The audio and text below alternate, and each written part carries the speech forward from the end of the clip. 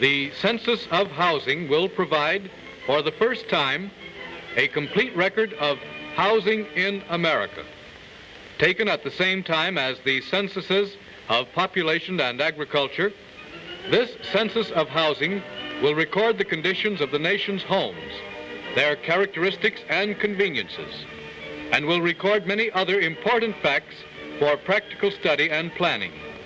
The Census of Housing will include the homes of all the people enumerated on the population schedule, whether in a single-family house, an apartment, a residence above a store, or any other normal dwelling unit, whether in the city, in a village, or in the open country.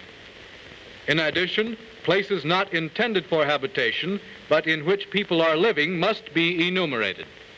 And this includes such unusual places as stables, fruit sheds, boxcars, houses that are falling down, temporary shacks, boats, trucks, and any other such place actually being used as a dwelling.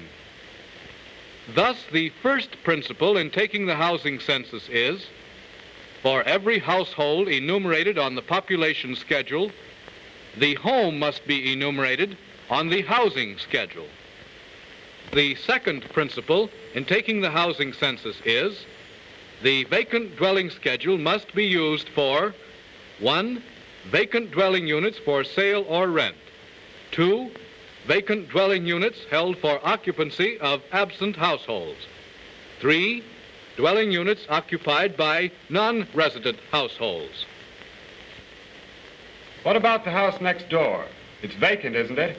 Why, nobody's lived there since we've been here. It's been for rent. Since it is for rent, it is part of the housing market. Therefore, I have to enumerate the house on the vacant dwelling schedule. Here, let me run through these questions. Maybe you can give me the answers. Well, that's all the information I need from you. But can you tell me something about the house next door? No one's at home, but it looks as though somebody lived there. Are the people away? Oh, yes. The Scotts live there, but they're away on a trip. We'll be gone for 2 or 3 months. I see. Well, can you tell me something about the inside of it? No. But why do you have to include a vacant house like that? I have to enumerate the house on this vacant dwelling schedule because it is part of the nation's housing accommodations. I see. Well, ask the people who live just south of it. They can tell you everything you want to know.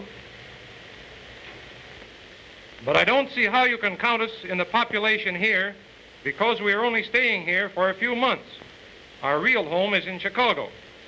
In that case, I will enumerate you on this special non-resident schedule, and you will be counted as part of the population of Chicago. But in addition, I must check a few questions about this house on the vacant dwelling schedule.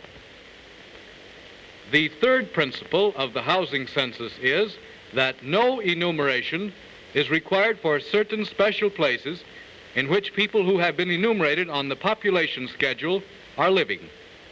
These special places include jails, hospitals, school dormitories, and other institutions. They also include hotels, missions, cheap one-night rooming houses, where the people will be enumerated in a special manner on the population schedule on April 8th. The fourth principle in taking the housing census is that no enumeration is required of vacant structures that are no longer usable as living quarters. Vacant structures with such defects as fallen sides, floors broken down, roofs fallen in, are not considered as part of the nation's supply of housing accommodations.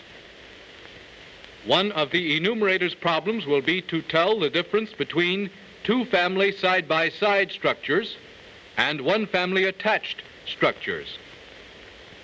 Two-family side-by-side structures are those with a common center wall, but with separate family entrances, and no other attached buildings on the 4 sides of the whole structure. Where there are 3 or more dwelling units side by side, with each unit extending from ground to roof, each with a separate entrance, they are enumerated as one-family attached structures. A house will also be counted as a one-family attached structure when it is joined on one or both sides to a non-residential structure or structures. This question relates to the need of major repairs. It must be answered on the basis of your observations and need not be asked the respondent. This structure is in need of major repairs. The cracked and broken wall is in danger of falling upon the occupants, a condition making it unsafe for habitation. Major repairs do not mean loose boards or broken railings. This house needs repairing. The yard is littered with trash.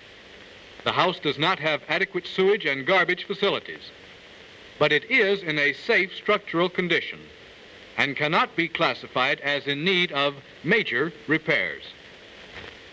Major repairs are those necessary for continued safe occupancy. Part 4 of the occupied dwelling schedule is to be filled out for every renter-occupied, non-farm dwelling unit. You said you paid $40 a month rent for your home. Does that include the use of furniture? No, we have our own furniture. Do you pay for electricity in addition to the $40 rental? Yes, we do. Well, what does electricity cost you a month? Well, last month our bill was $2.50. $2.50 every month? Or is it sometimes higher than that? Last month it was lower than usual. Sometimes our bill runs up to $3.50, but I think it averages about $3 a month. Do you also pay for gas in addition to rent? Yes, we have to pay for gas, and I think that runs about $2 a month all year. Do you have to furnish your own heat? Oh, yes. Could you give me some idea of how much your coal costs you a month? I think that for the whole time we ran the furnace during the year, the coal must have cost us $120. That is, over the whole year, it costs you about $10 a month to heat your house. That would be a fair figure.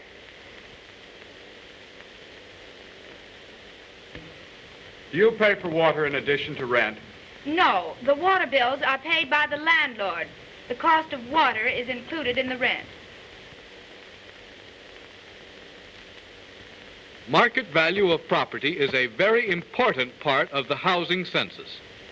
This question applies only to owner-occupied, non-farm units. For owner-occupied structures, the market value must be recorded for the entire property, not just the value of the owner's personal unit. What do you estimate the value of this property to be? I've already given you the value of my dwelling. Yes, but that was only for the unit you occupy and was required on the population schedule. Now I would like to get the value of both units, the entire property, for the housing schedule. The property is assessed at $12,000. Could you get that for the property if you wanted to sell it now? Assessments in this city are not at full value. I believe I could get about $15,000. So you think $15,000 covers the value of both dwelling units? Yes, I think $15,000 would be about right for the entire property.